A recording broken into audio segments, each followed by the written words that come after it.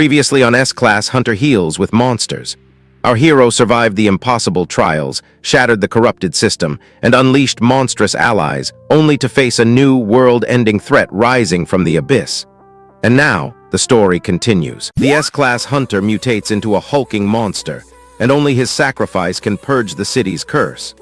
Mr. Snarls, demanding aid as panic erupts.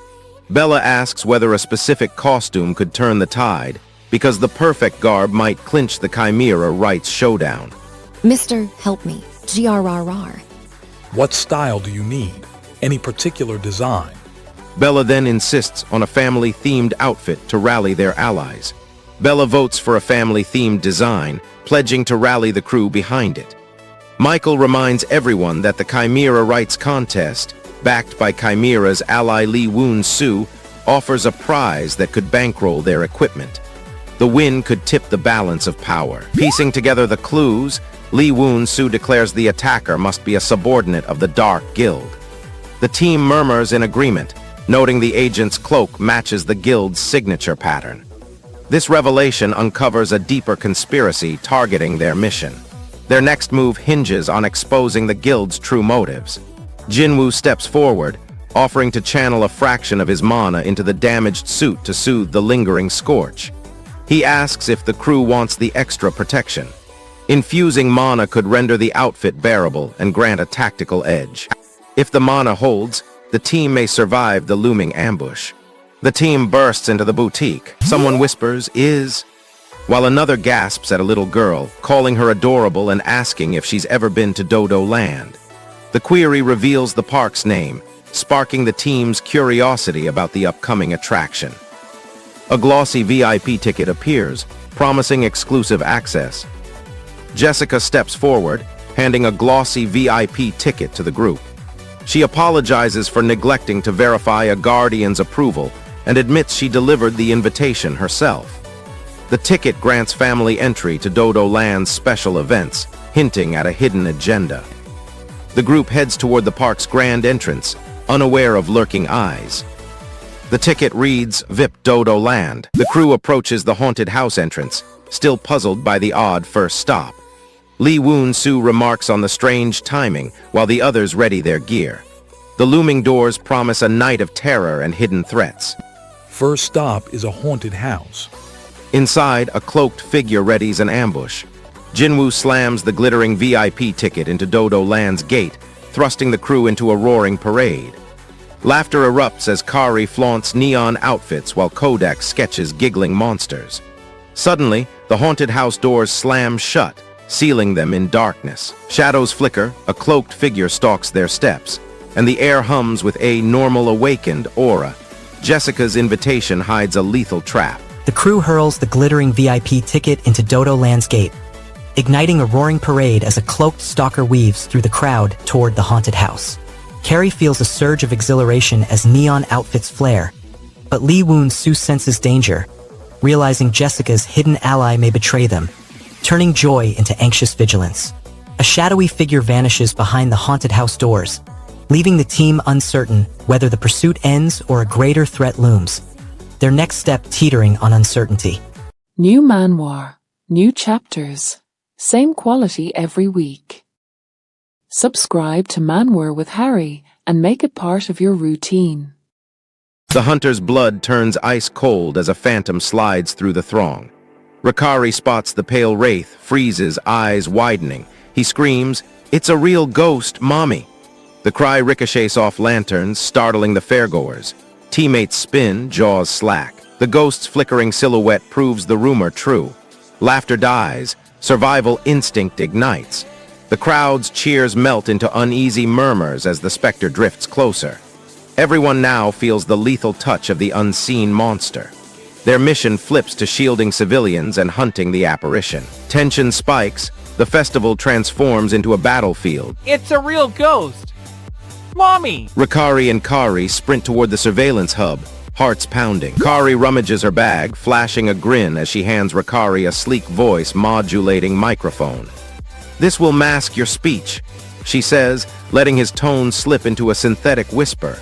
Rakari tests the device, his voice warping instantly. The gadget grants the team a fresh edge, cloaking their words from the specter's keen hearing.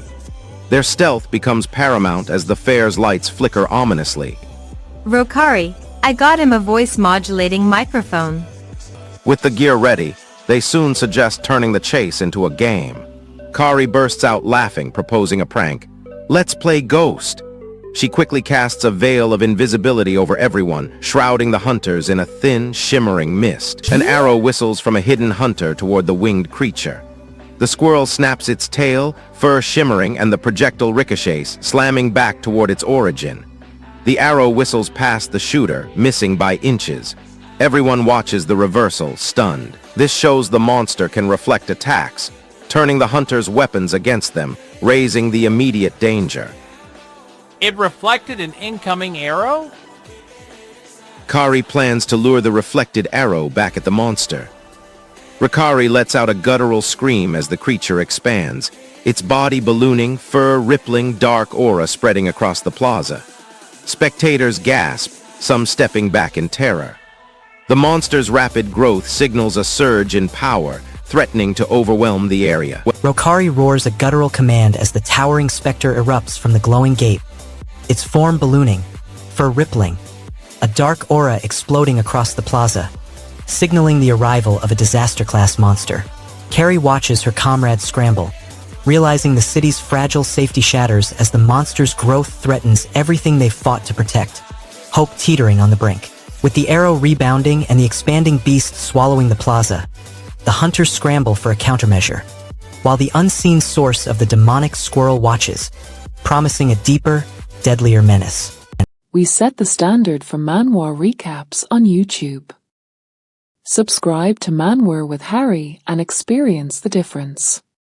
A disaster-class monster stalks the empty park, its form hidden from sight while hordes of smaller beasts close in on the city. The hunters watch the silhouette swell with each pulse, a looming threat that could swallow the entire zone. The scout yells, "It's growing," and flags the beast's disaster-class status. Its rapid expansion promises a catastrophic breach. That thing, it's getting bigger. It's a disaster class. The surge forces the hunters to move in or risk being crushed. The scout spots the beast and shouts, "Disaster class?" He mutters that a monster of this caliber rarely appears alone. The hunters lock eyes, recognizing a solitary, high-ranked predator. Without allies, its power concentrates, making every strike deadly. The resonant pulse tears away the creature's veil. Its body balloons, towering at disaster-class height. Dark energy crackles along its limbs. The hunters stare, stunned by the colossal silhouette. Jinwoo lifts a hand, eyes narrowing, and whispers a question. The team tightens their grips, ready to strike the towering menace. Ikayu, as the monster reverts, an unexpected cuteness catches the hunters off guard. The hunters watch the giant beast collapse back into a tiny squirrel form. Its dark aura dissipates, exposing soft, fluffy fur. Despite its power, the creature looks oddly adorable. Mira giggles at its charm. The team debates whether to slay or spare it. The lights pulse, a low hum urging the hunters to pause. Jinwoo steps back, hand hovering over his sword, urging patience. Mira watches ceiling scene flare, then spots a cascade of fireworks launching from the central plaza. Bright bursts paint the night sky, echoing the parade they heard earlier. The display distracts the monster, buying the team crucial seconds. Are those the fireworks we heard about? A sudden roar from the beast forces the hunters to ready their attacks. Emergency generators hum, casting a soft glow over the ruined rides. Jinwoo notes the blackout lifted, powered by hidden mana lines. Kim Nari peers at the control scene, muttering about the sudden surge. Jinwoo repeats his doubt. Did that guy just say friend? The creature roars, then morphs into a massive, winged squirrel cloaked in dark energy.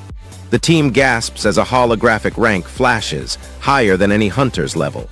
The monster's demonic aura spreads, blocking telepathy. Its disaster-class status signals a foe beyond the hunter's current power. A disaster-class flying squirrel, disaster class. The gate clangs shut, sealing them inside as the battle begins. The massive winged squirrel hovers over the abandoned rides. Its demonic aura ripples, illuminating the broken carousel. Jinwoo, Mira, Kane, and Rex stare as a guttural voice echoes from the creature, shouting a name that sounds like Red King. The winged squirrel bursts from the carousel, dark energy pulsing, a holographic rank flashing, disaster-class monster looming over the team. Jinwa's hope wavers, his healing talisman trembling, as Myra's whispered legend forces a confrontation with the tragic guardian, and the team risks losing comrades to the cursed beast. The creature roars, wings spreading, a guttural warning echoing. Devastation looms unless the hunters uncover the park's buried secret before darkness engulfs everything. The underdog always has the best story. Subscribe to Manwa with Hari and stay for the payoff. The S-Class hunter sprints across jagged cliffs, heart pounding. He roars, "Where are you going?" At Chop. Chop lifts his hand, commands a halt, vows to chase the beast. The hunter watches the injured monster stumble toward a shadowed gorge. The team freezes, breath held, fate teetering on a knife edge. "Where are you going?" He darts toward the creature's refuge before darkness swallows them. The party trudges through a bitter valley, clouds of vapor curling from their mouths. The hunter blazes ahead, his fire-breathing dragon spitting molten arcs that crack the icy crust. A slime glides beside a radiant phoenix, its light slicing the gloom. The hunter predicts the cocoon will need moving once hardened. He frets over hauling the massive, delicate shell across slick ice. He scouts for sturdy ice stone blocks and sturdy ropes to forge a crude carriage. Solving this logistics puzzle safeguards the nest from shattering. Guess it would, was worried about how handle the trip there. He begins amassing ice stone for the makeshift sled. The hunter declares disaster-class beasts heal at lightning speed. Once the cocoon seals, the monster will be whole in just 12 hours. This fleeting advantage forces them to lock down the creature before rivals converge. The squad scrambles to complete the nest and plot their next strike. The monster completes its healing, stirring awake. Its eyes flare, head lifts like a seed breaking through soil after rain. Muscles ripple, signaling strength rebounding. This revival proves the cocoon's cure worked, and the beast is battle-ready. The squad now readies a test of the monster's combat prowess. The monster blinks, mutters, "Killing," as it scans the area. The hunter's voice cuts in, friend, reinforcing their bond. The creature hesitates, aggression melting into trust. This moment proves the beast now views the hunter as ally, not prey. Securing this friendship wards off future hostility. The hunter anticipates how this trust will shift the next clash. The healed beast finally confronts the hunter post-cocoon. MG-10 erupts from the nest, swift despite its colossal frame.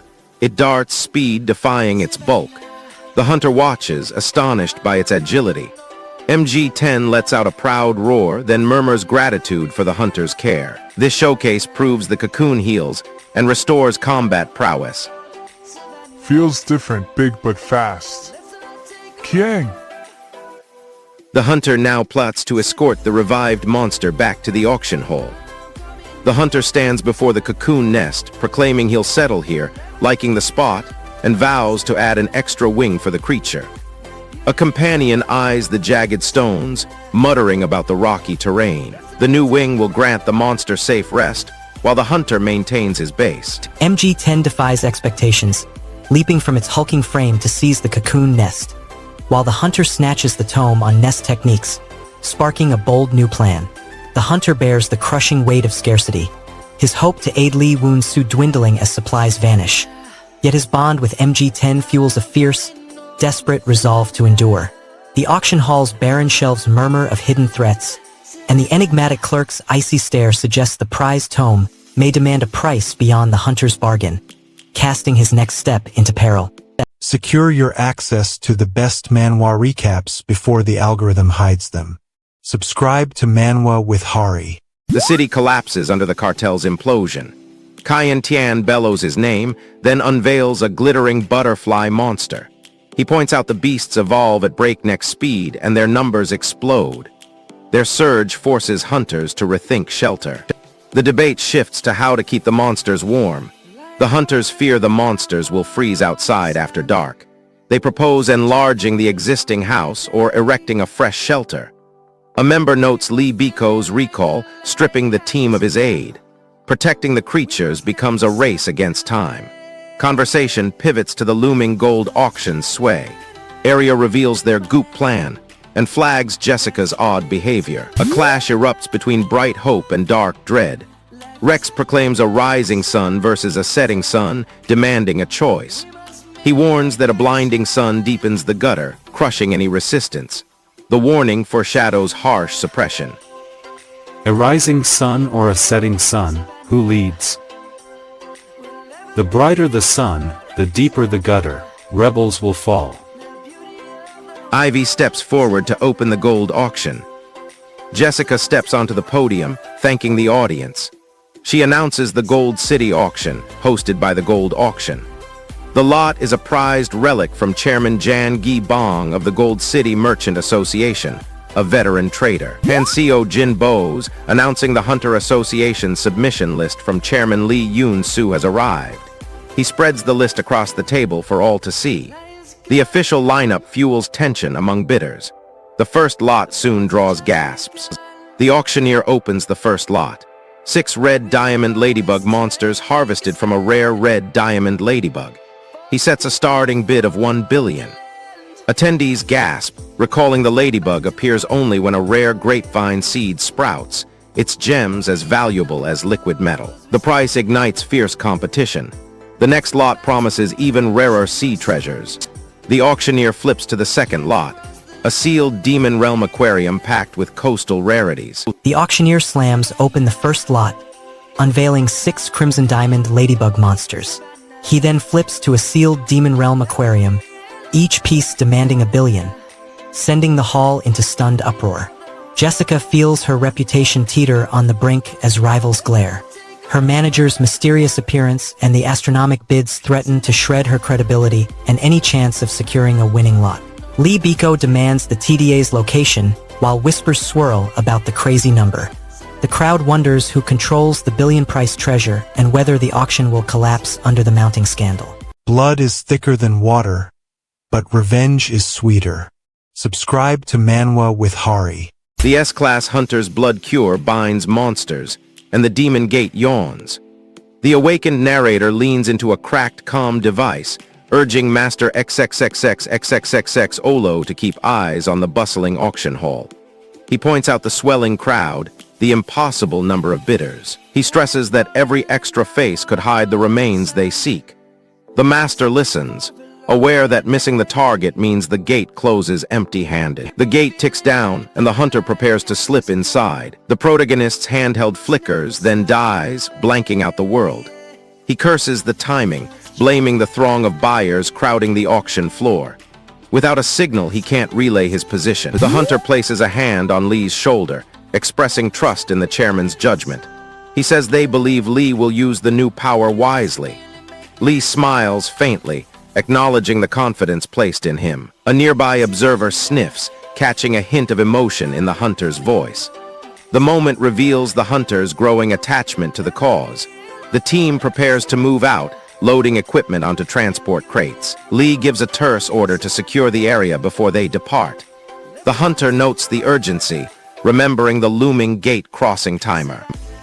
We trust you, Chairman, for good use. Emotions flare as the mission's true cost begins to surface. Inside the cage, the captive watches a glass case filled with 3 glowing vials. Each vial contains bright, pulsing mandragora tissue. The kidnapper explains the first 3 are especially healthy and points to a set of drips glowing beside the vials. The captive asks if the drips are nutrient supplements, but the kidnapper snaps. Ask Manager Kim when he arrives. This reveals the auction is using illegal bio-enhancements, and the hunters now have a lead on who supplies the mandragora. The captive hopes Manager Kim's arrival will expose the lab secrets. He returns to the main floor, breathing hard. A guard asks why he wandered off instead of completing his research. He answers that the experiment failed and the lab was sabotaged. He asks where the sabotage originated, hoping to trace the leak. Understanding the sabotage source is vital before the auction resumes. He prepares to confront the hidden mastermind behind the mandragora grafts. The master steps forward, eyes sharp. He says he's served his superior for 7 years and finally demands an answer. "What do you want? Spit it out," he growls, demanding the price of the secret they've hidden. The master tears off his mask, revealing himself as Crazy Number, and accuses the protagonist of grafting Mandragora cells into a bomb, confirming the laboratory's illegal weapon project. The revelation shatters the protagonist's loyalty, leaving him to grapple with betrayal, the loss of his mentor's trust, and the horrifying possibility that his own research fuels a deadly weapon. Now the lab's sabotage mystery looms, the hidden TDA agenda threatens countless lives, and the protagonist must decide whether to confront Crazy Number or become the next pawn in a genetic war. If this recap helped you, subscribe to Manwa with Harry. Simple as that. The S-Class hunter crashes to the ground, monsters snarling around him. Lee Jun-woo clamps his bleeding wound, crimson pooling. He snatches a pulsing monster organ, hacks it open, and drives the raw tissue straight into his vein. Power erupts, sealing the cut in an instant. Allies stare, jaws dropped, as his health bar rockets upward. That reckless injection buys him a handful of precious seconds. From the shadows, his mentor steps forward, eyes narrowed, ready to field his questions. Joseph slips into the dim lab, his gaze locked on the senior researcher. He bows low, then repeats the lesson that shaped him. Research matters only when it serves the world. Joseph steps into the frigid chamber, his breath forming mist. Before him, a frail child shivers, veins glowing like neon rivers beneath pallid skin. He extends a hand, saying, "I'm Joseph, new arrival. I want to work with you."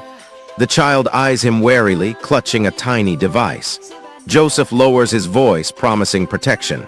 From the balcony, the director watches, noting every move. The encounter teeters between trust and explosive backlash. "I'm Joseph, new arrival. I want to work with you." A team leader soon intervenes, warning Joseph to stay back from the child. The team leader bursts into the chamber, laser focus on the child. "Leave the kid alone," he snarls at Joseph. The senior researcher leans in, whispering that the topsoil may only slow the hybrid's advance. He recounts his narrow escape at Rakari, when sheer luck saved him as Number erupted. He vows no more human trials on the child, whose body now cradles volatile monster cells. The promise lifts the stakes. Protecting the child becomes humanity's last hope to halt the cascade. Impatient, the director forces the team to push the experiment to completion. The director snarls, "Finish it now." He confesses he clung to this research out of fear of death and a numbness to life. His icy motive drives the team to hasten the procedure despite looming peril. The director bellows, insisting the research be presented at once. He commands the team to gather every chart, sample, and datum without hesitation. The order spikes urgency, forcing a frantic scramble to compile the work. The rushed pace nudges the hybrid's activation ever closer, setting the stage for a perilous breakthrough.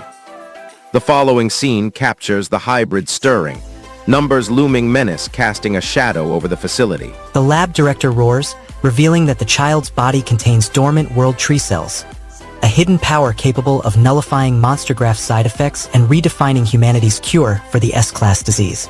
Researcher Rokari watches his aging mother's hope teeter on this miracle, his lifelong doubt shattering, fearing the loss of his mentor's legacy should the experiment collapse. As the director demands instant presentation of every chart and sample, the team races a ticking clock, oblivious that the child's alien tissue pulse could spark an uncontrollable world tree awakening. Blood drains from the hunter, and the monsters he once used to heal now feast on humanity. Kodak crashes into a snow-capped lab, wind screaming against icy walls. A lone researcher clutches a glowing plant, eyes fixed on the intruder. Kodak feels his wounds throb, regeneration dead. He knows only a new method can stop the monsters from completing the guild's curse. Time ticks as frost coats the floor, each breath a reminder of his fading life. The researcher holds the cure. Kodak leans on a cold metal table, eyes flicking over rows of trembling jars. "My body's overloaded with foreign stuff," he growls. Joseph confesses his veins contain a fragment of the legendary world tree. He explains the tree appears only rarely. Its last confirmed sighting was 60 years ago. Its secret habit of perpetual meditation keeps it hidden. "Find it and we could cleanse the impure energy that fuels King Red," he says, still urging Kodak to enlist with the Hari squad before the system fails. Snow swirls outside, a veil of white awaiting their arrival. My body contains the world tree. It rarely appears, last sighting was 60 years ago. Kodak plots a chase for the world tree before the Red King's onslaught. Kodak shakes his head. I won't seek another alchemist, I'll do it myself. Joseph leans in. Are you certain? There's one condition. The stipulation hints at a hidden cost that could shape their experiment. The air crackles with tension as the condition looms. Joseph points to the map. Our alchemy lab lies deep in the snowy mountains. Come, I'll introduce you to Manager Kim. Kodak bows his head, gratitude swelling. This remote sanctuary could become his new ally. Snow swirls outside, a veil of white awaiting their arrival. Our lab is in snowy mountains. Meet Manager Kim. Thank you so much. Kodak prepares to travel toward the mountain lab. Joseph declares the new method less personal, aiming to grasp the opposite side. He begins the demonstration, his voice wavering as he mutters numbers 6, hinting at the world tree's hidden code. The shift moves from simple potions to a complex ritual. Kodak watches, anticipation building. A low pulse resonates through the bathtub, syncing with the mandragora. We'll call it less personal. I begin now. This. 6. Joseph slams 3 colored vials, red, green, gold, into the bathtub. The impact sparks the mandragora's hum, pulsing with raw world tree energy. The lab erupts in a cascade of light, heralding the climax. Kodak faces his guilt, pleading for Joseph's trust. The humming validates his hunter's stability, granting a sliver of redemption. Yet the looming secrets threaten a heavier price. A cold wind whistles through the lab, echoing the tension. A distant lab assistant calls them forward, hinting at a hidden world tree code. The duo teeters on the edge of a perilous breakthrough that could shatter their fragile alliance. The air crackles with anticipation as the final ritual begins. Bet you can't guess what happens next. Subscribe to Manwa with Harry and see if you're right. The monster serum erupts, splashing chaotic energy across the wound care zone. White flakes cascade like ash, coating the hunters. Yoko steps forward, declaring she's neither Sam nor Callisto.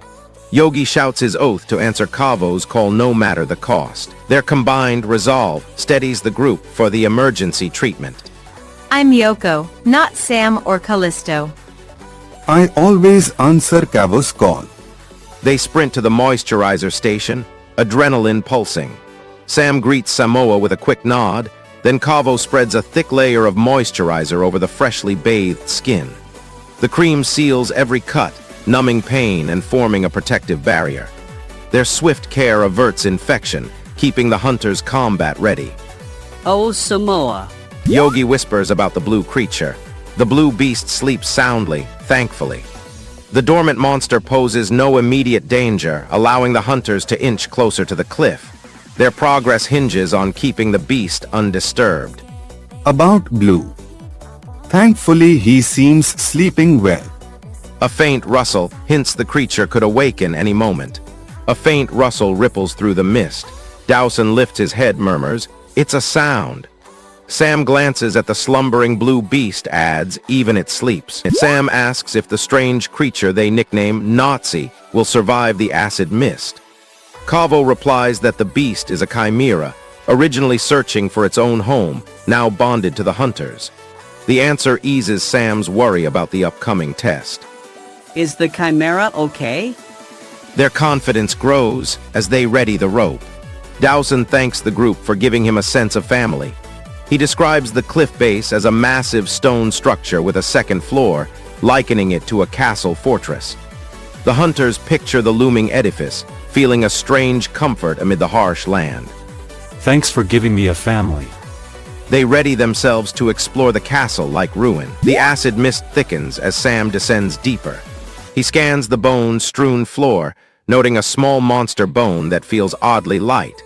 He wonders if any of the bones could serve as a weapon or key. This discovery could give the hunters an edge against the fog. Thicker the further I descend. There are all sorts of bones here. The group's fragile trust now rests on Sam's daring plunge. While he feels the cold echo of his own death reverberate through the mist, risking flesh-melting acid for a chance at redemption and a breakthrough. Below, the fog coils tighter, the rope groans, and an unseen presence stirs among the bones, leaving Sam suspended over an abyss that could swallow him and the hunter's only hope. The acid fog thickens, the rope creaks under strain, and a shadow moves between the skeletal remains, threatening to claim Sam and shatter the hunter's desperate lifeline. YouTube might never recommend this channel to you again. Don't risk it. Subscribe to Manwa with Hari right now. He healed monsters, but now they hunt him. The city crumbles under their rage. A blinding signal erupts on the ridge, searing everyone's focus. Lu's shout cracks the wind, ordering the squad into formation. Kim summons the flying squirrel squad, chanting 1, 2, pull as they brace. The creature balloons, its massive form swallowing the horizon.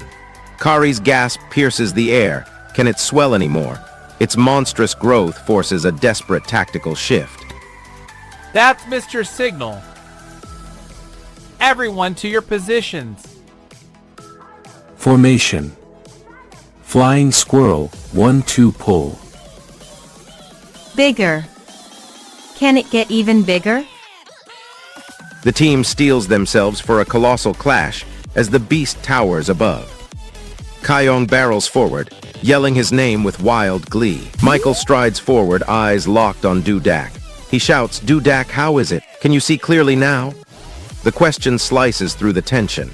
Dudak blinks, his eyes widening as the potion's afterglow flares.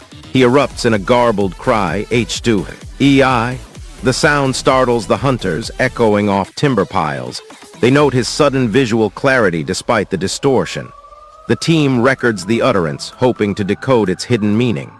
The exchange suggests the potion grants heightened perception at a cost. They plan to test the infant's sight next. Kari shouts that they cannot let the alchemist die. She argues the alchemist is in immediate danger from the unstable spell.